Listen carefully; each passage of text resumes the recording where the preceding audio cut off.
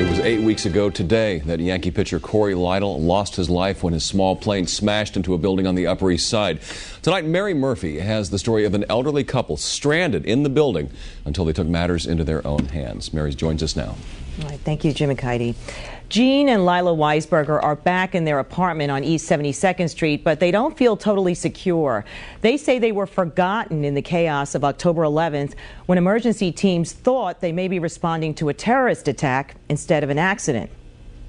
When I heard this bang, I said, oh my God. They seemed like metal pieces coming diagonally in front of our window, and they were red, like fire red. I thought of 9/11 and the people jumping out the windows. If the flames came that close to me, I would probably jump rather than be burned. 37 floors up, Jean and Lila Weisberger, both disabled, were frozen with fear after Yankee pitcher Cory Lidle's small plane slammed into their condo building, the Belaire, on October 11th, several stories above them. There are thousands of people looking up at me, and I'm up here saying, you know, we're still here. And the mayor says, we're very happy to tell you that the building's been evacuated. And I said, wait a minute, we're here. Jean, a cancer patient who just turned 80, says calls to 911 and the building's intercom system got them nowhere. And when a fireman came to the door 15 minutes later, he told them to stay put in their fireproof apartment. And then I see our building is on TV, the flame coming out of the windows, and I can see my own window. I said, oh my God, we got to get out of here. That's where we went down.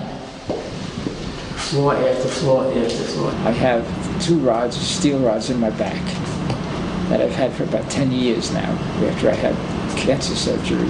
Jean followed 70-year-old Lila, who recently had a knee replacement, down the stairwell. And advising him about the steps. It was one step, and then the next foot to the next step, and the next step. That whole, took us so long, and our whole life went by. 37 years. One year for every flight. I just love you so much. A young home health care aide made the trip with the Weisbergers. It took them 30 minutes. I brought $100 thinking we were going to go to dinner after. By the last 5 flights, my legs started to go into spasm. She hadn't cried a drop till we got downstairs. The couple has high praise for their nursing care at New York Hospital's emergency room, but they're still upset about the overall response. We were advised if the apartment right next to us was flaming for 5 hours, we could still be safe in our apartment. There were enough emergency workers to have somebody come up and help us. The president of the condo's board recently told the Associated Press the intercom system will be upgraded to make public announcements. The super of the building next door says he already has an emergency plan in place. What we do in our building is we notify each tenant by intercom and tell them to evacuate the building. If there are handicapped people in the building, they should have a list of handicapped people in the building. Jean Weisberger led the CW-11 up to the floor where the plane made impact. And you can see the renovation work is still underway almost 2 months later.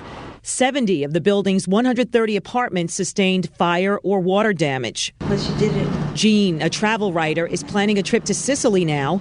And Lila keeps thinking of the line of poetry that she was repeating during the trip down 37 flights. And what will you do with your one wild and precious life? It's not what will I do, it's how to survive what's going to happen to me in my one wild and precious life.